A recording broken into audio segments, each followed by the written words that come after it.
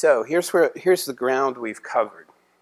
We've talked about the native nation, the continent that was here before America, from Alaska, what is now Alaska, to Chile, and what that was about. And we talked about how it was actually very different from what's portrayed in most history books.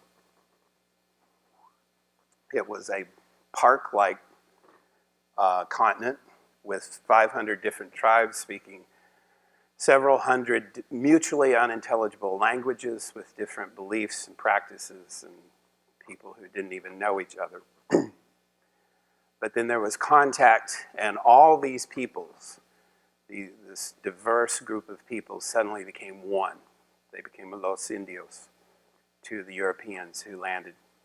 Those Europeans were religious in nature. They were pilgrims and Puritans.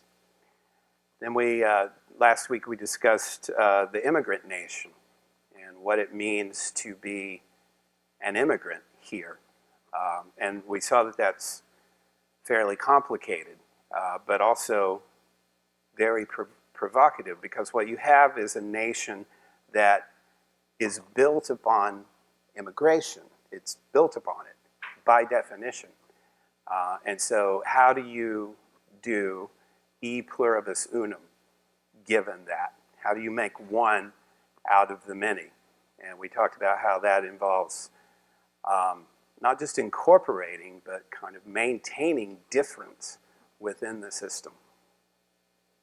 All right, and tonight is the destined nation. So what we're talking about here with all these and with the ones to come is a mythology. So we're talking about individual myths like that inform the native nation or the religious nation.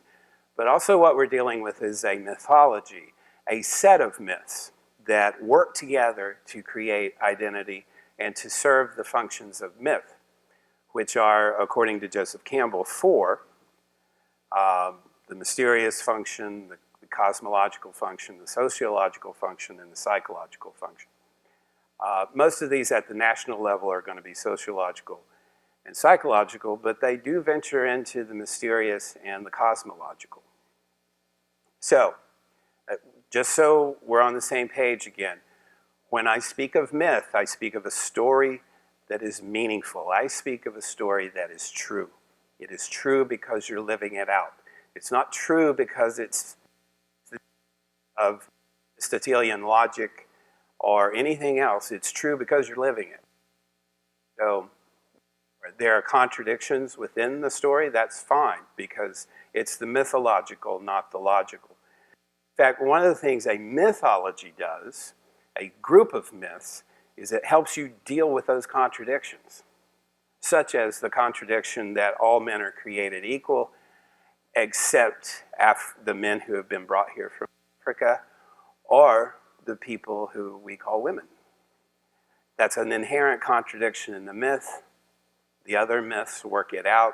And of course, there's a dynamism involved here where nothing's frozen.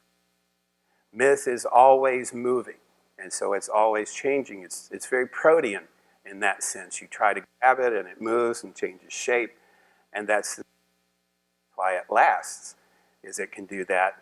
It also means it's very difficult to pin down and make it stop and say, this is true for all time, because by the time you've said that, it's changed again, right? And we saw the genius of the founders in that they tried to incorporate that into their model of a nation. That is, that we're a nation that's going to change by definition, all right? So we have these principles, but within those principles, we incorporate change. As you know, the Destined Nation is a play on Manifest Destiny. Talk about Manifest Destiny tonight, but I want to talk too about the larger mythologies at work. And one of these is the millennial nation. Now, Nick mentioned this, I think, last time. You were asking about the millennial nation, and so here we are talking about it. Millennial refers to the book of Revelation that we talked about last quarter, where there's a section of the book where Christ comes down and reigns for 1,000 years. He does this by putting Satan in the pit. And we saw in that course how there's always a pit. There's been a pit from the beginning that's got to contain the chaos. And Satan is a chaos monster. So millennialism can refer to that very particular Christian notion of Christ coming to earth, but it also refers to any kind of utopian period. And in fact, we talked a bit about nature's nation, the nation that emerged out of the Enlightenment. That is the notion of the advancement of science and reason that produced the deists who produced America on paper. So this notion that you have in the picture, you can see a nation coming to this kind of second golden age too. You don't have to have that particular religious component. Utopian this way all the time. Frankly, social Darwinists, scientists, or quasi-scientists think this way a lot. We're progressing so much that we're going to get to an age where disease is going to... in fact, you can pretty much take a lot of the qualities of heaven and apply it to scientific progress, and that's where we're going to be. So that's nature's nation. These two are mirror images of one another, and we'll see how they emerge and interact. They function as this, it's really nice, actually, in terms of mythology. There's a nice symmetry there. As, at least in the Christian version, this isn't true nation version. So in the religious version, you begin in Eden, and you go through the wilderness, and then you come out in a new heaven and a new earth. And that's a very nice symmetry that works very well in that mythology. Richard T. Hughes, who wrote Myths America Lives By, says this: Americans stood with one foot in the dawn of time and the other in the world's evening shadows, untouched by human history. That's the power of these two myths, is that they're ultimately transhistorical, exist above and beyond history. And history is a problem. It's always a problem because you have a past that you have to deal with. Just ask Europe. And you have a future that's uncertain. But if you say, hey, we had this golden age in the past and we're going to go to that golden age again in the future, your problems are solved. History is moving toward that golden age. Now, so that's the millennial nation. And it emerges, frankly, from the failure of the Christian nation. You know, we talked about this under the religious nation topic. The early Puritans, or the Puritans who came here in 1608 and 1620 in Plymouth and in Massachusetts Bay, saw their vision in the film The Crucible when we watched it. And you know about it from, if you've ever read Nathaniel Hawthorne, who is not a fan. It's basically hyper-fundamentalism, and hyper-fundamentalism cannot last. It is, by definition, unsustainable, unless at the point of a gun. But then, if it's at the point of a gun, you know, it's the gun that's doing the sustaining, not the religion, right? So, sure enough, the Puritan vision fails. By the 1660s, within a generation, in fact, the second generation of Puritans were like every generation after yours. They were slackers, ne'er-do-wells. They don't appreciate anything. They don't have jobs. They're greedy. They're always on Facebook. Oh, no, that's okay. But, you know, distance from Samaria. And this text is like probably 4,500 years old. And it's like, this generation, get off my lawn. Same thing. Nothing ever changes. We always hate the succeeding generation. Greed replaces Puritan virtue. You should read this stuff. It's hilarious. It's like all they want to talk about is farming and making money off of farming. You know, they're so materialistic. It's awesome. There's also lots of complaints about them showing, about the women showing, I don't know, ankles and necks. Necks are bad. They don't want them showing necks. And there's even talk of cleavage. I mean, it's clearly gone to hell in one generation, the Puritans. There are also more people just pouring into the continent, right? Including Baptists, right? Who are those people? They're too weird even for us Puritans. Other sects coming from Europe, including basically secularists who are business people, sometimes criminals who want to escape Europe and the UK. Those usually end up in the South. They come to the Virginia plantation, the Virginia colony, and then on into where I'm from, the Appalachian Mountains. So those are, yeah, I know, right? Those are my people. That's why we sing like that. Yeah. Church membership declines, and you think, oh, yeah, church membership's always been declining. Well, that's a real problem when you believe that you are the chosen people. That's a real problem when you can't get people to come to church. Remember, these Puritans and Pilgrims are coming from Europe, where they had left England to go to the Netherlands and Switzerland and around in there, France, and they're exposed to Calvinism. And Calvinism, a la John Calvin, talks about predestination, that certain people are the elect and that they will be saved. So yeah, if you're a Calvinist, and they were, you believe that you are the elect, right? So you have been chosen, and you can't get your kids to come to church? Uh-oh, that's a real problem, right? It makes you question your very being.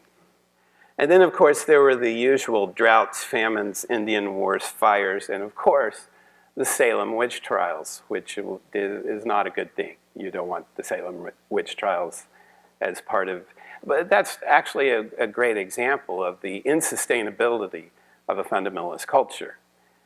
If you raise the stakes that high, you've got to start finding witches, and you've got to start finding explanations for why your community is being threatened or dissolving. So she's a witch, you know. All right, so the Christian nation, as we talked about on the second lecture, this was founded as a Christian nation if you go to the Puritans and Pilgrims. But then the nation itself, the actual nation, was actually a reaction to that and a deliberate attempt to avoid the sanctioning of one religion over another.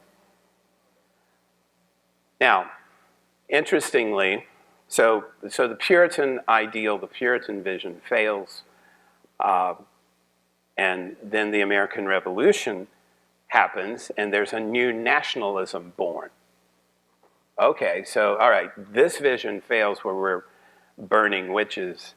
Let's not do that, but we are now a nation. And we're a nation founded on these Enlightenment principles of self-evident rights. Self-evident rights that we can read from nature. We don't need to read them from a book. We read them from nature itself. They're self-evident, right? And they're inalienable. So that produces, as I said, a sense of nationalism. And people are involved in the war, the Revolutionary War, of course. I'm sorry, I'm out of line here on my slide. So that happens, but before that, 1734, we have the First Great Awakening. All right, so let me recast this, Puritan vision fails, 1660s. The Puritan children are being, like every generation of human children everywhere. The Puritan vision starts to fail, but a new vision emerges, and that is the Great Awakening, begun by, begun by another guy, but Jonathan Edwards gets the credit. You ever heard this name, Jonathan Edwards? Yeah, pretty interesting cat, 1734, Northampton, Massachusetts. You want to hear what he said? This is his sermon, from his sermon called Sinners in the Hands of an Angry God. Check this out. Now, remember, you're setting in his congregation. There's no nation yet. All you've known is Puritanism, and that's failed. Right? And remember that the Puritans were here by covenant. They believed that God had made a covenant with them, and now they had broken the covenant. That's pretty serious stuff. So this is Jonathan Edwards, 1734. The God that holds you over the pit of hell, much as one holds a spider or some loathsome insect over the fire, abhors you. Sorry, I mean, that's just so different from how we talk today. God abhors you and is dreadfully provoked because, you broke that covenant. His wrath towards you burns like fire. He looks upon you as worthy of nothing else but to be cast into the fire. He is of purer eyes than to bear to have you in his sight. You are 10,000 times so abominable in his eyes as the most hateful venomous serpent is in ours. You have offended him infinitely more than ever a stubborn rebel did his prince. And yet 'tis nothing but his hand that holds you from falling into the fire at this very moment. 'Tis to be ascribed to nothing else that you did not go to hell last night. I think he's talking to you, Margot. That you did not go to hell last night, that you was suffered to awake again in this world after you close your eyes to sleep. And there is no other reason to be given why you have not dropped into hell since you arose this morning, but that God's hand has held you up. There is no other reason to be given why you hadn't gone to hell since you have sat here in this house of God, provoking his pure eyes by your sinful, wicked manner of attending his solemn worship. Like, you shouldn't even be here, you're so horrible. Yea, there is nothing else that is to be given as reason why you don't, at this very moment, drop into hell. And so the Great Awakening was born. I don't mean to be flippant. It was an incredibly powerful movement in American history. And it happened again in 1801 throughout the South. This is the emergence of George Whitefield, who's a Methodist minister who creates the notion of the itineracy, that instead of preachers staying in one place and people coming to them, that the preachers will go out. And that's still in Methodism today, by the way. Did you know that? If you're a Methodist minister, you don't get to stay. They're going to move you around. Although apparently if you're, have so much clout, they'll let you stay. But the idea is to keep you moving around, based on George Whitefield. All right. By 7 feet, of course, everybody thinks this now is the millennium. Okay, now and Jonathan Edwards says that. He's like, it's pretty clear, he says, that the 1,000-year reign of Christ is about to happen now. And listen, I don't want to be snarky about this. It was a powerful movement, and he had reasons to think this. And he said he found some obscure verse in Revelation, as one does, to prove that this was going to happen in America. And so they really thought that. People were giving their riches away to the poor. They were falling out in the aisles and repenting and crying and weeping. And then it was over. 15 years, it was over. Why? Because we can't keep that up. We just can't keep that up. I mean, in religious studies terms, you can't live in the sacred forever. If you live in the sacred, it becomes the everyday by definition.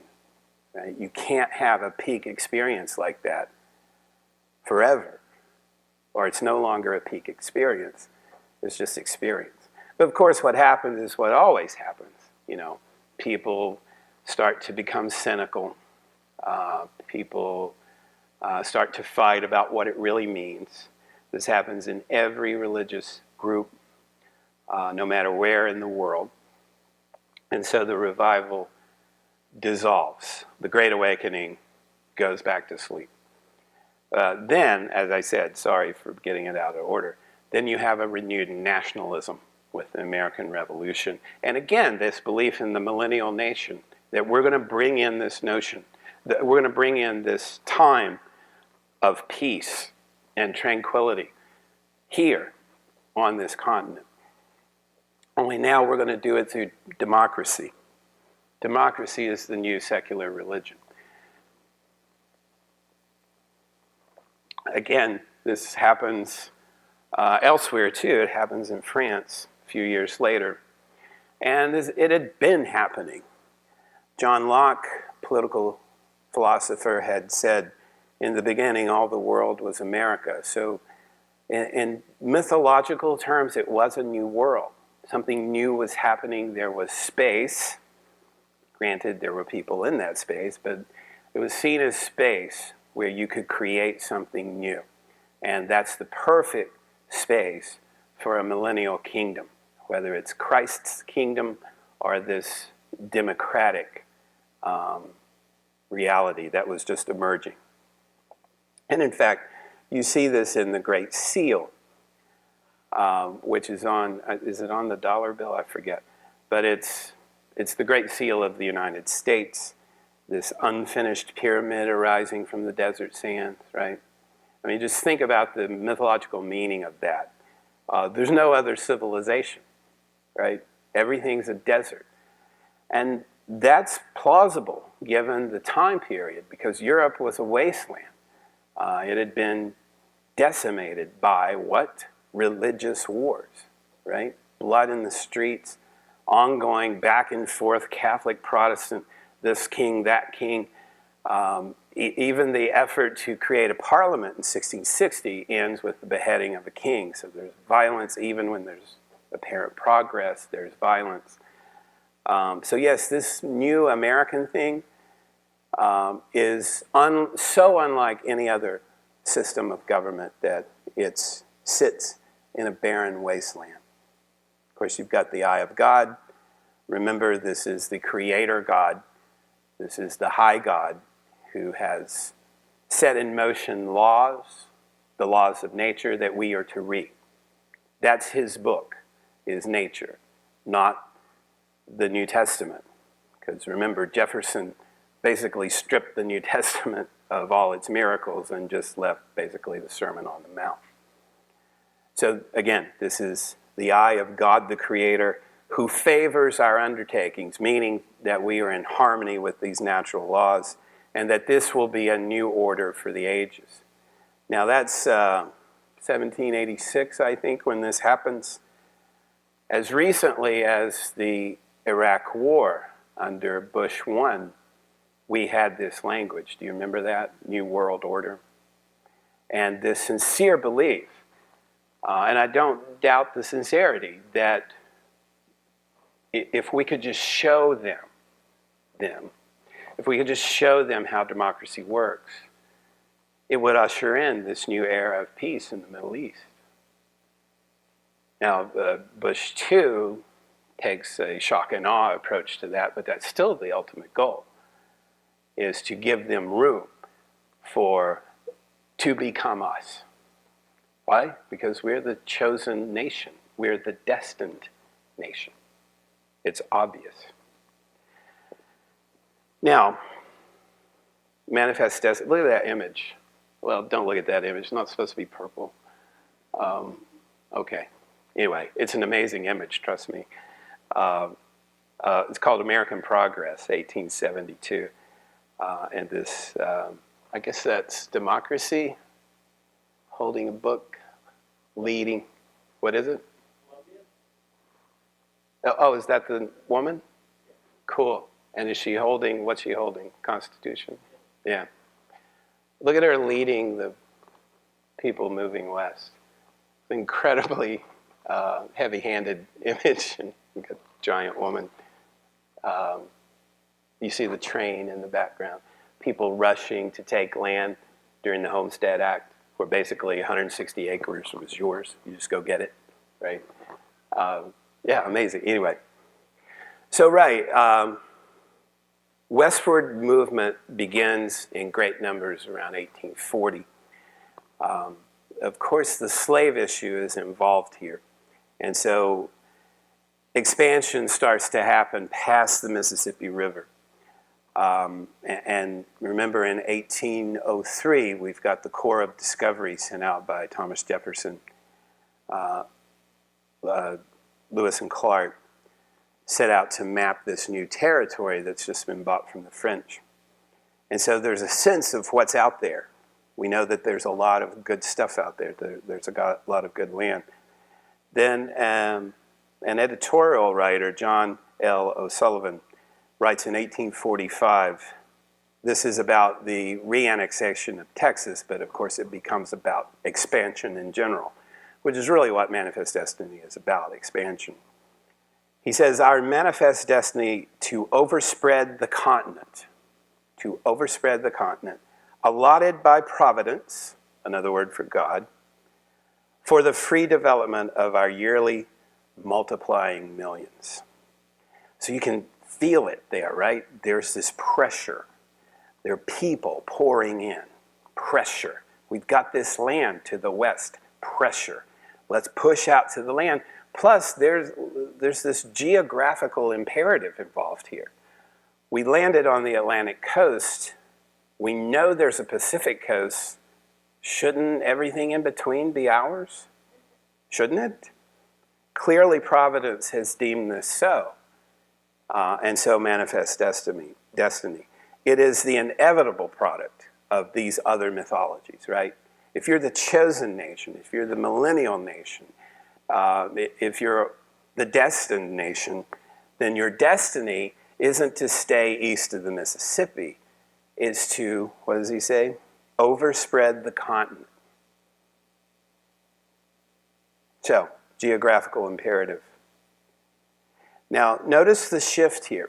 We began with the Puritans and Pilgrims, 1620, who came here driven by William Tyndale's translation of the New Testament, where he turns the New Testament into a new covenant from Israel, where God makes a covenant with Israel. He turns that into a covenant with the English in America. All right? That's the wind in the mythological sails that brought them here. But they broke the covenant. Well, we know what happens to Israel when they break the covenant. The Hebrew Bible's full of it. It's not good. It's bloody. It's bad. You don't break a covenant with Yahweh or the Lord our God. But they broke it. They repented, great awakening. That doesn't last, so they're failing again. They shift it to this new democratic ideal. And now, 200 years later, a little over 200 years later, after that original Plymouth colony, we have gone from the power of example, we're supposed to show ourselves to be worthy of the covenant, to the example of power. We simply are destined, regardless of our behavior, regardless of our sins. By virtue of being American, this land is ours, period. It's sheer power. And it's driven, again, by a myth, the myth of manifest destiny. That power is manifest. How is it manifest? Because we win the wars. Because we decimate the native people on the continent. And those that we don't decimate, we close them off in the little pens called reservations. From covenant to destiny, that's a pretty long trek, but we made it as a nation. Manifest destiny. Now, let me say, manifest destiny is, well, I want to talk about it later. It's not, you can't really find policies of manifest destiny. It's kind of one of those stories behind the story. So you can call it other things, expansionism, American exceptionalism, all those things play into it, but we have come to call it manifest destiny. Where does manifest destiny, where does it find itself? Where is it enacted? In the West, right? The West. So we know this. I'll be honest with you, that myth drove me here. It drove me to California. I believed all that, you know, in a very modern, hip, sophisticated way, but I believed it. I thought the West was the best, and I was right. There's something about the West that drove us out here. And the mythological axis now shifts from a north-south axis. Remember, the Massachusetts colonies and the Virginia colonies were very different. And so that north-south dichotomy played out, and it still plays out today, by the way. But after, in the mid-19th century, our mythological axis turns 90 degrees. Now we're east-west, right? I don't know about you, but I still say back east. I have people back east, poor people, you know, they never made it out west. So that means it's about settlement, right? So you have these vast empty spaces, sure, inhabited by native people, because the closing of the frontier is a very different process from contact on the Atlantic coast. In fact, many of the Western tribes are still, well, I don't want to say many, some of the Western tribes are still where they were. Navajo, Hopi, the Pueblos. Apaches did not fare so well, but anyway. This Western space now gets filled with this story, right? And you know this story. It gets filled with the story as the West is rural, agrarian, and it's about farming, and that is America, right? The rural farmer. You'll still see it being played out in advertisements and songs and films. The West then becomes more than a geographical space, it becomes a way of life. It becomes, what we're going to talk about next week, the place for the independent, rugged individualist to come and make his way. The pioneer, right?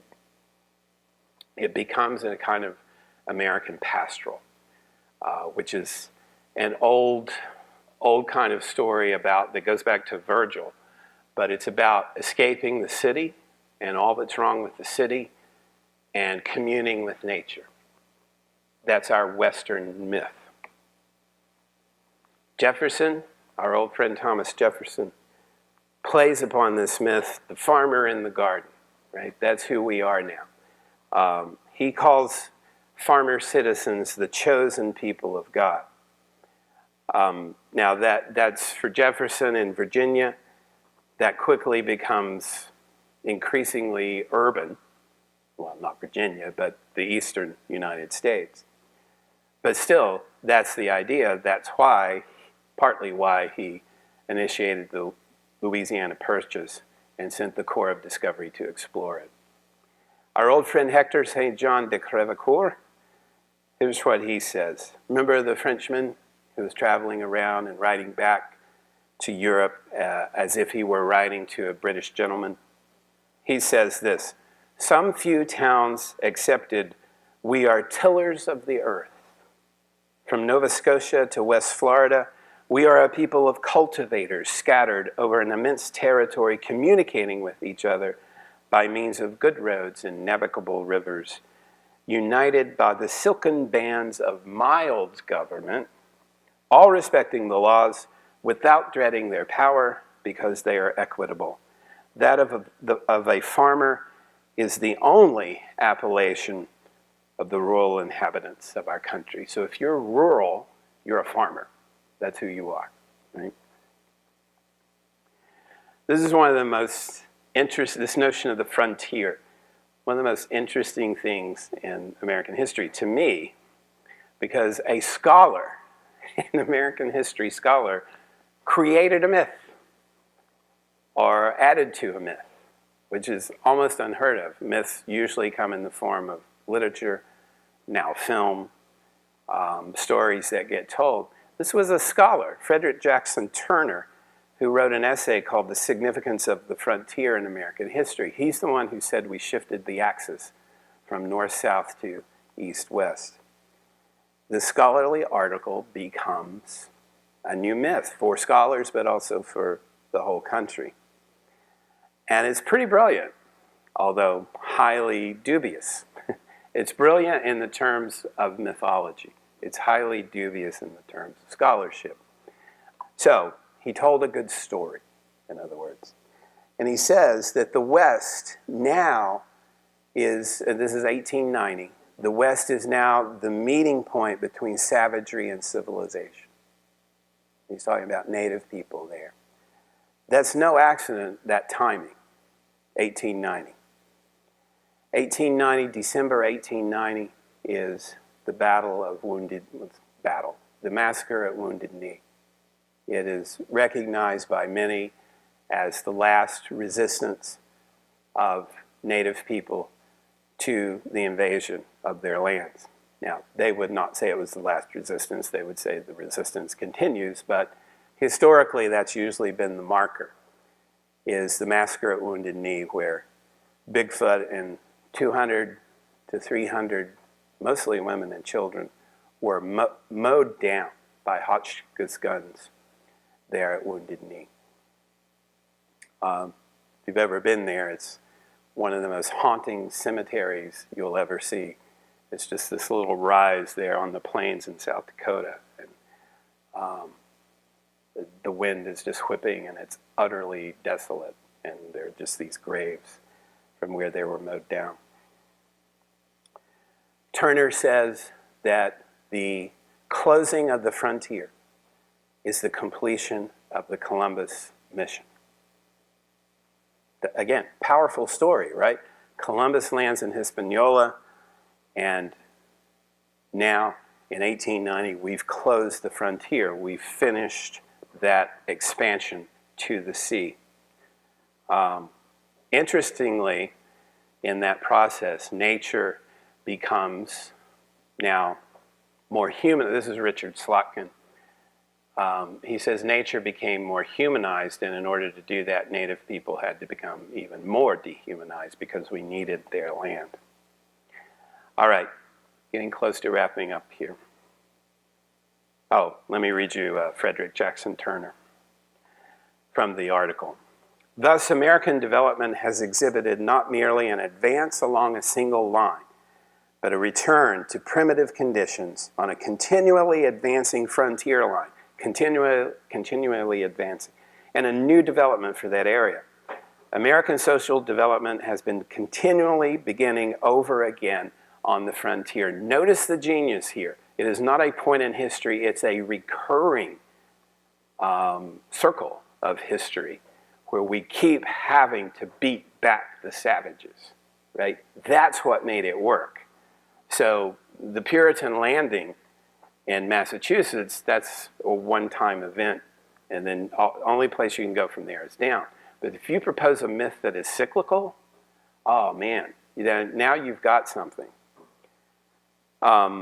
This perennial rebirth, this is him still, this fluidity of American life, this expansion westward with its new opportunities, its continuous touch with the simplicity of primitive society, furnish the forces dominating American character.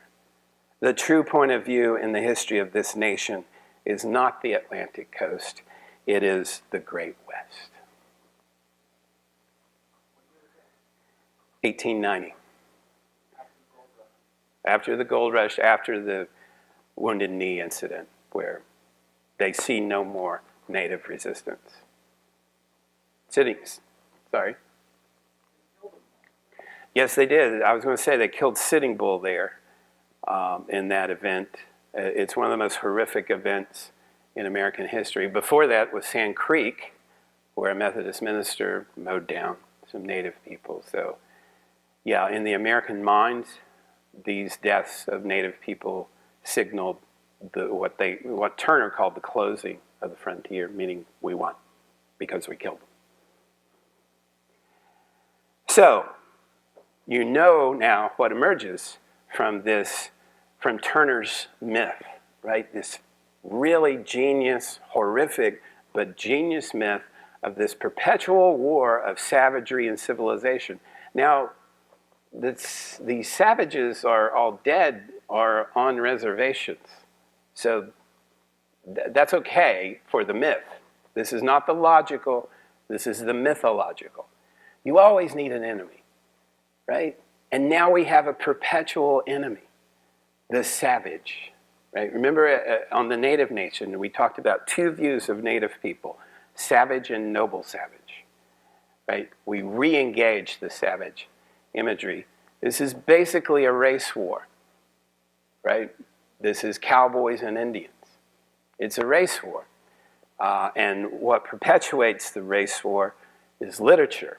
So printing is now going strongly in America. And so we hear the story, Americans then hear the stories of Daniel Boone, the Kentuckian who fights his way to civilization by killing Indians. James Fenimore Cooper's Last of the Mohicans, his Natty Bumppo, who's the white hero, and what's the native people? They're basically savages, and so he kills them. And then the dime novels, right? There's the cover of one right there. The dime novels where it's interesting because the printing press is what's making this happen, and yet it's this appeal to simple nature as sacred. But the printing press is what's giving you that image, right? So mechanical, the machine in the garden, Leo Marx calls it. These are just pulp fiction, not in the Tarantino sense, but in the pulp sense. They're just crap. If you want to see this depicted, one of the movies I thought about showing was Unforgiven, Clint Eastwood's film, where all this is happening in this town of Big Whiskey, and there's a writer there recording it. And of course, he just lies his ass off. And Little Bill, Gene Hackman, says, I was there, none of that happened.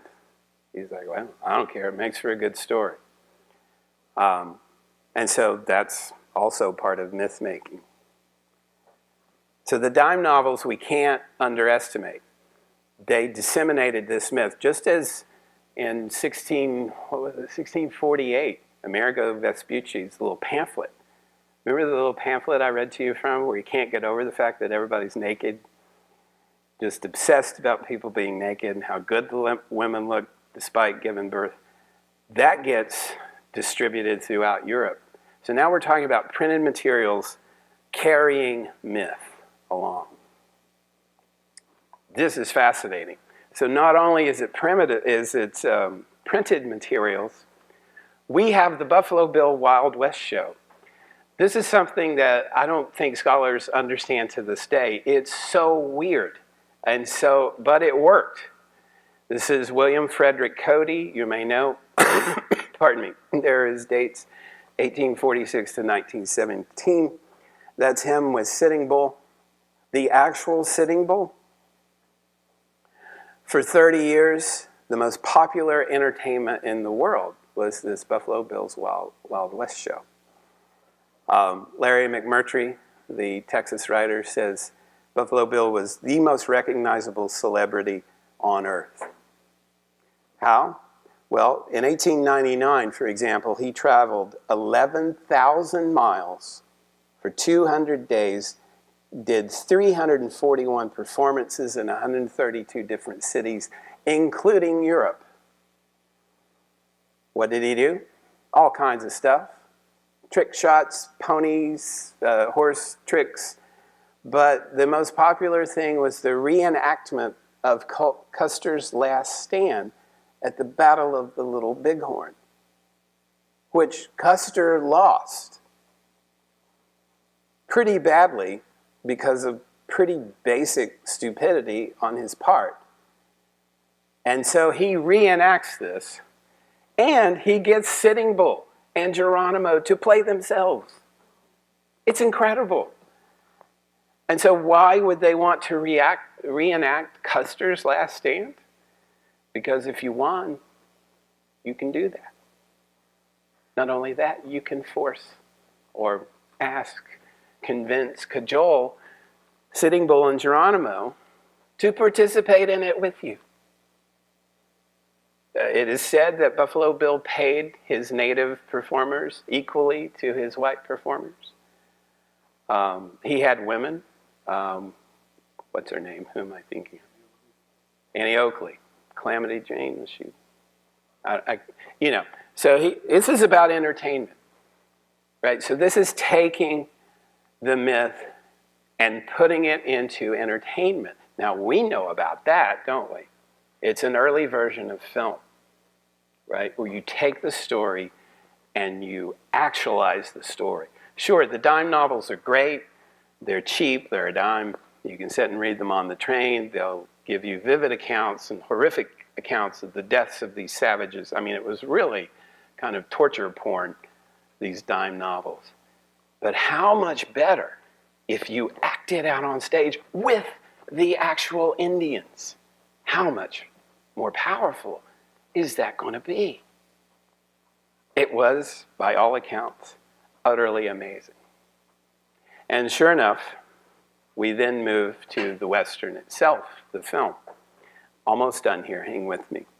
The first Western film recognized as the Great Train Robbery, 1903. You remember that guy in the Great Train Robbery? Yeah.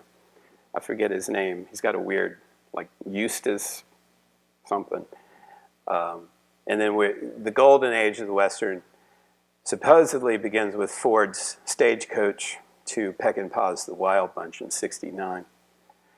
But you know the features of this genre. Remember, this genre carries the myth of the West and the myth of the destined nation. We actually saw it in Smoke Signals, our very first film too, by the way.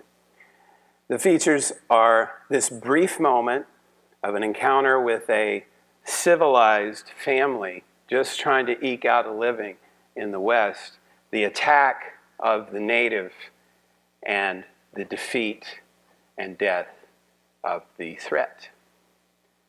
It's one moment, but it perfectly captures Turner's notion of the West as savagery and civilization in constant, not once, but in constant battle. And man, did we lap it up. We love it, right? Because it reinforces this story that we live. That we came west, we conquered. The threat's still here, so we still need heroes. Because it can all go back to hell in a second. Settlers versus outlaws, right? Shane. And sometimes the outlaws, they can't stay in civilization. So like Shane, they have to leave, right? But they come to serve this purpose, right? To save civilization. The hero intervenes on behalf of civilizing forces using violence. We're going to have a whole separate lecture on violence as an American ritual, based on Richard Slotkin's book, Regeneration Through Violence. But here it is. Violence, it's like when we talked about zombies. It's warranted violence. It's a zombie. So you get to act out this graphic, gross violence on another human being because you have a greater purpose. This is a founding ritual and creation story for America. Not so much the Puritans anymore, it's this. It's that we're still fighting against civilization. We still need heroes, male heroes. Heike Paul calls it fantasies of legitimized violence and moralized aggression. You know that, don't you? Moralized aggression. Well, I don't want to be violent, but I kind of have to do it. It's every Bruce Willis movie ever, right? I'm a reluctant hero, but I'm still going to shoot you in the face because it's my duty. In fact, if you think I'm making this up, just look at the language around the Vietnam War. The Western outside the West.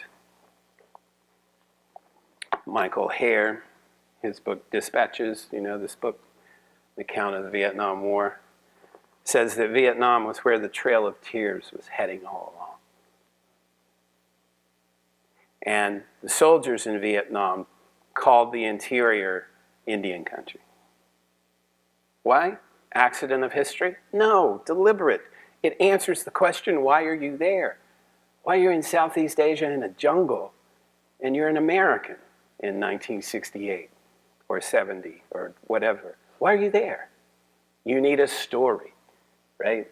And the story of the domino theory of communism, that's pretty abstract and not a very good story. That's not a story you want to lay down your life for. But if you're fighting Indians, if this is your version of the Indian wars, if this is your version of the cowboy and Indian myth, that might get you through. It might. It definitely is a story you can act out. And in fact, anybody know this film, The Green Berets? It's the Western in Vietnam. Written and co-directed by John Wayne and his son. Clearly anti-communist propaganda, but wrapped in Western symbolism. It's a Western set in Vietnam. What's that? It is that too, exactly. Except that's Conrad's Heart of Darkness, so it's more of a colonialist vibe. But yeah, there is definitely Western motifs in Apocalypse Now as well as a lot of weird stuff off camera. So, the destined nation, our nation, you, me, chosen, sanctioned by God, natural, sanctioned by nature, millennial, from golden age to golden age, beyond good and evil. This is going to play into our notion of the innocent nation. If you're acting out this myth, you're beyond good and evil. There's no moral restraint, right? Because you're destined. You can't be bothered with ethics if you're destined. It's agrarian, it's the agrarian savage. Anybody ever see a film called Jeremiah Johnson? Love that film, great. Remember, there's the pioneer family. Everyone's killed except the crazy woman and one of her children, right? Anyway, Robert Redford comes to save them. Jeremiah Johnson comes to save them. Takes the boy, and then he gets an Indian woman through some strange thing, and so they recreate this new family.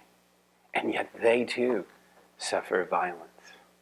It's this eternal return of chaos and order,